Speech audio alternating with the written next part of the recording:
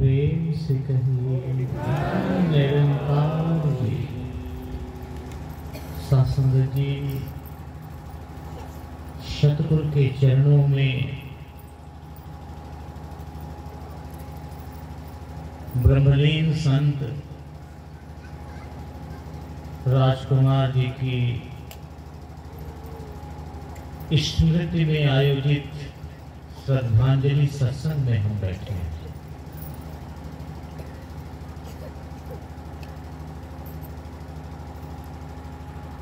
श्रद्धांजलि किसे दी जाती है?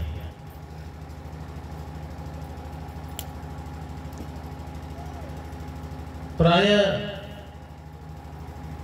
इसका अर्थ लगाया जाता है कि जिन्होंने भौतिक उन्नति कर ली, समाज में काफी शोहरत है, धन दौलत है, ऐश्वर्य है, प्रतिष्ठा है, मान है, उन्हें श्रद्धांजलि दी।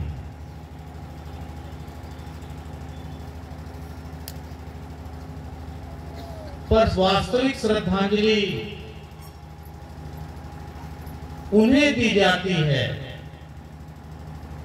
जिन्होंने जीवन का श्रेष्ठ कार्य कर लिया।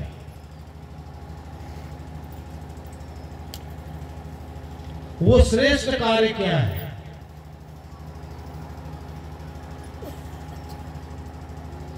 दुनिया की सारी उपलब्धि दुनिया तक ही रह जाए, पर वो श्रेष्ठ कार्य क्या है जिस कार्य को कर लेने के पश्चात और कोई कार्य करना शेष नहीं रह जाता? वह कार्य है श्रद्धा को प्राप्त करना। श्रद्धा वह श्रेष्ठ कार्य है जिन्होंने इसे प्राप्त कर लिया, उनका इस जगत में आना जाना सफल हो गया।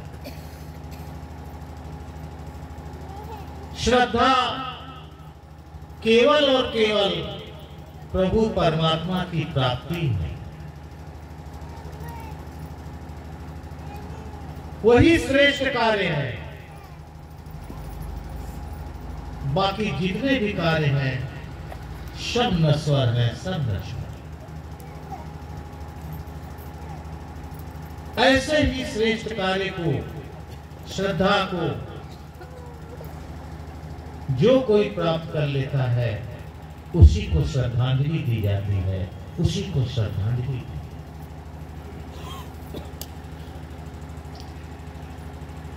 सासंगत,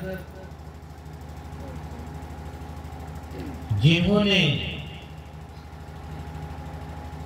जीवन रहते ही अपनी मौत को देख लिया,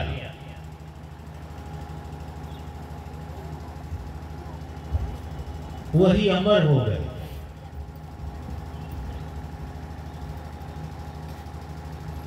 जिन्होंने अपने स्वयं की पहचान कर ली कि मरता कौन है और रहता कौन है। रहता कौन? मरता शरीर है, मरता ये संसार है, बनाई हुई हर वस्तु मरती है, मिटती है। रहता है ये ईश्वर, ये परमात्मा, ये आत्मा। और जीवन जीते ही ये कार्य जिन्होंने कर लिया वही अमर कहलाते हैं, वही अमर कहलाते हैं।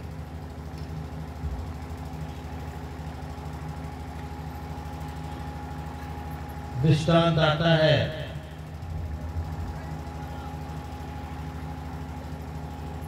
गौतम बुद्ध जी, जिन्हें हम सब अच्छी तरह जानते हैं, जब वो राजकुमार थे, अपने महल में रहते थे, उनके पिता राजा थे, शादी सुख सुविधा थी, तो उनके पिता अपने इकलौते पुत्र को सदैव अपने पास रखते थे। ऐसे ही अचानक एक दिन ख्याल आया कि इनकी जन्म कुंडली देख लिया, इनका भविष्य क्या है। तो अनेक राज्यों से ज्योतिषी गण बुलाए गए, प्रकांड विद्वान बुलाए गए कि इनकी जन्म कुंडली देखी जाए, जैसे ज्योतिष वगैरह देखते हैं। ज्योतिषी लोग आए और राजा को एक कमरे में बुला लिया। उन्होंने कहा, राजन, आपका पुत्र जिस दिन किसी मृतक व्यक्ति के शव को देख लेगा, उस दिन ये घर छोड़ देगा।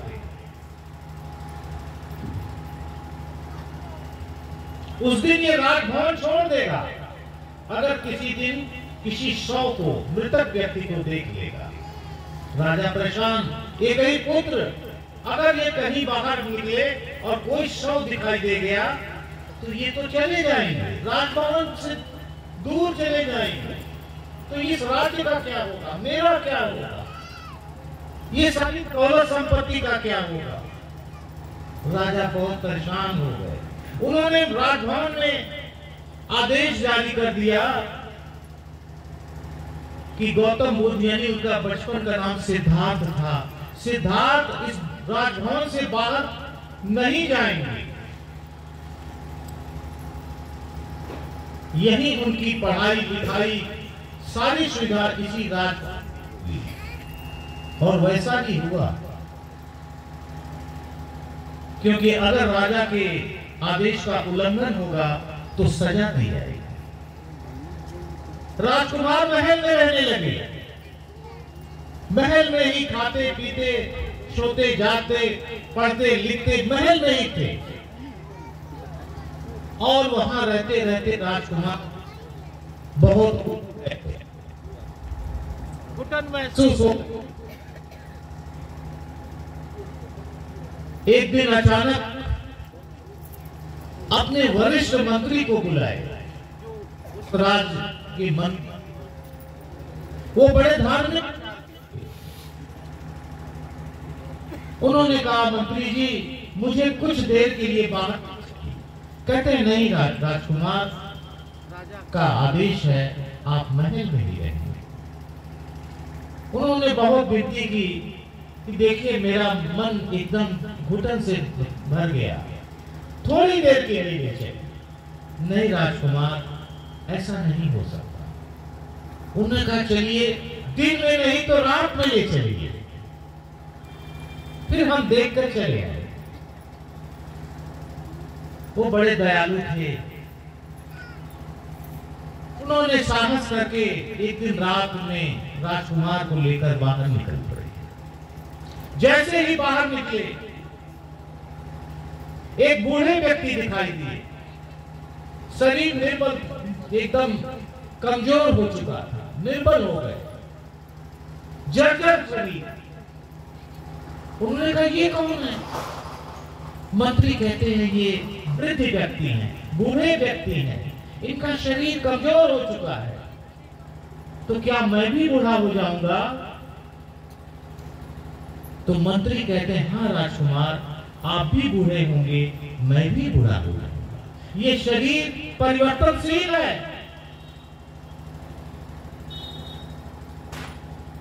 ये बदलता है।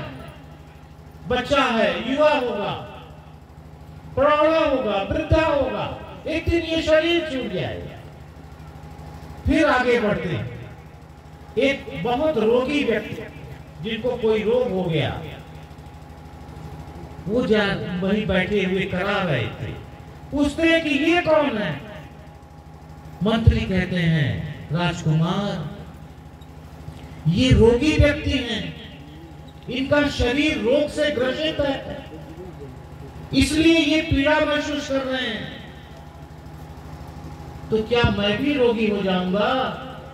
मंत्री कहते हैं, हाँ राजकुमार, आप भी रोगी हो सकते हैं, मैं भी रोगी हो सकता हूं। क्योंकि शरीर में बदलाव होता है, प्रकृति का बदलाव शरीर में होता है, तो शरीर भी बीमार हो जाता है, दुर्बल हो जाता है।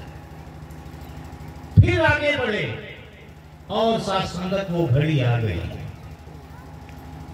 वो घड़ी आ गई जब एक व्यक्ति का शव जा रहा था, यानी जिसको हम मिट्टी कहते हैं। 4 लोग कांधा लिए हुए ले जा रहे हैं। राजकुमार ने कभी शव नहीं देखा था, अचानक देख लिया और कहते हैं ये कौन जा रहे हैं? इन्हीं 4 लोग उठाकर ले जा रहे हैं। अब मंत्री विवश हो गए, विवश हो गए।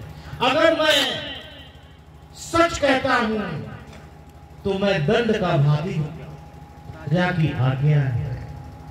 और अगर हमने झूठ कह दिया तो इस परमात्मा के घर में हमें जगह नहीं मिलेगी, जगह नहीं मिलेगी।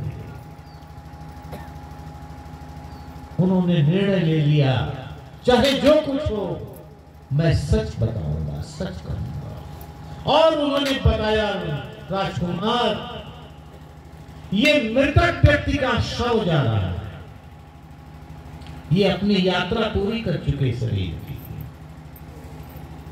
ये मिट्टी का है। उन्होंने कहा क्या मैं भी मर जाऊंगा? हाँ राजकुमार, एक दिन आप भी शरीर छोड़ेंगे और मैं भी शरीर छोड़ूंगा। उसी रात गौतम बुद्ध अपने राजभवन को छोड़ देते हैं, छोड़ देते हैं और सत्य की खोज में निकल पड़ते हैं कि सत्य क्या है और असत्य क्या है, मिटता क्या है और रहता क्या है, नश्वर कौन है, ईश्वर कौन है। उसी सत्य की खोज में वो निकल पड़े और आप सब जानते हैं एक दिन उन्हें इसी सत्य का बोध हो गया, इसी सत्य का बोध हो गया। यही बात सतगुरु बाबा हरदेव सिंह जी महाराज इन पंक्तियों में कह रहे हैं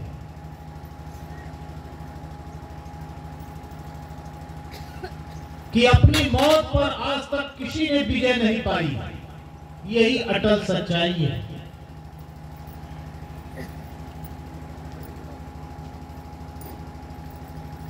सभी मृत्यु को जा रहे हैं, सभी जन्म पाकर मृत्यु की सफर तय कर रहे हैं। जहां जन्म है वहीं मृत्यु है, तो जीवन कहां है? जीवन न जन्म है न मृत्यु है, जीवन एक जागृति है जो केवल और केवल मनुष्य को प्राप्त हो सकती। जिन्होंने जान लिया सतगुरु के चरणों में आकर कि मैं कौन हूं, मैं कहां से आया, कहां हूं, कहां मुझे जाना है, इस सत्य का जो बोध कर लेता है, जो गुरु चरणों में आकर ब्रह्म ज्ञान ले लेता है, वो जन्म और मृत्यु की दायरा हो जाता है। मिला है जिनको सतगुरु पूरा, आना जाना खत्म हुआ। मिला है जिनको सतगुरु पूरा, कष्ट उठाना खत्म हो गया, उठाना खत्म हो गया। आओ साथ संगत, जन्म मरण के बंधन नहीं हो पाता। अगर कोई मुक्त है तो एक ब्रह्मज्ञानी संत गुरु का मुक्त है, गुरसिक मुक्त है। आपने देख लिया इस नश्वर संसार को, ये आने जाने वाली चीजों को, जो आज है कल नहीं है, पल पल बदल रही हैं, और आपने अपने वास्तविक स्वरूप को, मूल स्वरूप को देख लिया। कि मैं अजर अमर अविनाशी शाश्वत परम आत्मा हूं, परम आत्मा। मैंने शरीर धारण किया है, मैं शरीर नहीं हूं। मेरा मूल स्वरूप ये निरंकार, ये परमात्मा, ये ईश्वर जिसे आप देख रहे हैं हाजिर नाजिर हम संग है, ये कहीं दूर नहीं, हमारे साथ है। इसी से हम उत्पन्न हुए हैं, इसी में हम चल फिर रहे हैं और एक दिन इसी की गोद में हम शरीर छोड़ देंगे। पर सदा सदा के लिए हमारा यही निज घर है, यही मेरा वास्तविक स्वरूप है। ऐसे तत्वों का बोध जो सद्गुरु के चरणों में आकर कर लेता है, वो आवागमन के बंधनों से मुक्त हो जाता है। वो सदा सदा के लिए वो अपने निज घर में वास करता है। सद्गुरु बाबा अवतार सिंह जी ने एक पंक्ति लिखा है, उस घर भीतर वास करो तुम जो रहता लाफानी है, कहे अवतार ये जग है नश्वर, झूठी सकल कहानी है, झूठी सकल का। कि आओ अपने निज घर को जान लो। ये घर कौन है, इस घर की पहचान कर लो। ये तेरा ईंट पत्थरों वाला घर नहीं है, ये तेरा प्रकृति के आवरण वाला ये घर तेरा घर नहीं है। तेरा वास्तविक घर परमात्मा का है, जिसे आप अनेक स्थलों में ढूंढ रहे हैं, यात्राओं में ढूंढ रहे हैं, दिन व्रत त्योहारों में ढूंढ रहे हैं, नदियों गुफाओं में ढूंढ रहे हैं। वो तो तेरे पास है, वो तो तेरे पास है। मोको कहां ढूंढे रे बंदे, मैं तो तेरे पास में, ना मैं मंदिर मस्जिद में, ना मैं काबा कैलाश में, ना मैं काबा कैलाश में, ना मैं काबा, मैं वही हूं। तभी तो कबीर साहब ने लिखा इस संसार के लोगों के लिए कि साधो ये मुर्दों का गांव, ये मुर्दों का गांव, कि सभी जन्म लेकर सभी मृत का सफर तय कर रहे हैं। कबीर साहब कहीं खड़े थे तो रास्ते में एक व्यक्ति मिले तो पूछते हैं कि भाई साहब यहाँ बस्ती कहाँ है, जहाँ लोग बसते हैं रहते हैं। कबीर साहब कह रहे हैं इस रास्ते से चली जाइए, आगे बस्ती है। वो आदमी चला गया, आकर जाकर देखता है कि यहाँ शमशान है, मुर्दे जलाए जा रहे हैं। ये कौन व्यक्ति मिल गया मुझे, शमशान भेज दिया, मैं तो बस्ती का पता पूछा था। लौट कर आता है, कहता है कबीर वहीं खड़े थे, भाई साहब आपने कहां भेज दिया, आपने शमशान भेज दिया। कहते हैं हम ठीक जगह भेजे, वही सब जाकर बस रहे हैं। आया है सो जाएगा, राजा रंग फकीर, कोई सिंहासन चढ़ चला, कोई बधा जंजीर, कोई बधा जंजीर, सभी जन्म लेकर वहीं बस गए।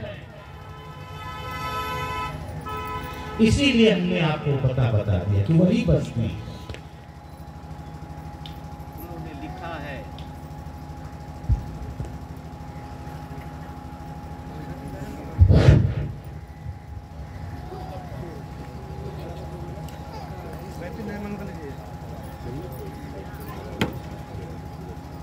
उन्होंने एक पंक्ति लिखी है अपनी वाणियों में कि साधो ये मुर्दों का गांव, ये मुर्दों का गांव। बड़ा ही चेतावनी भरा शब्द है कि सभी वहीं जाकर बस रहे हैं।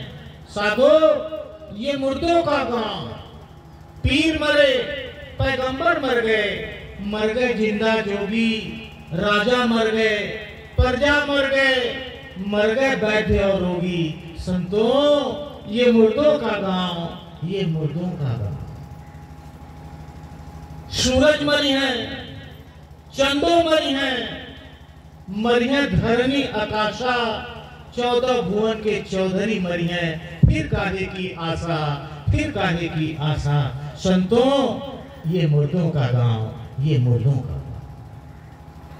हम लोग भी उसी गांव में बस रहे थे,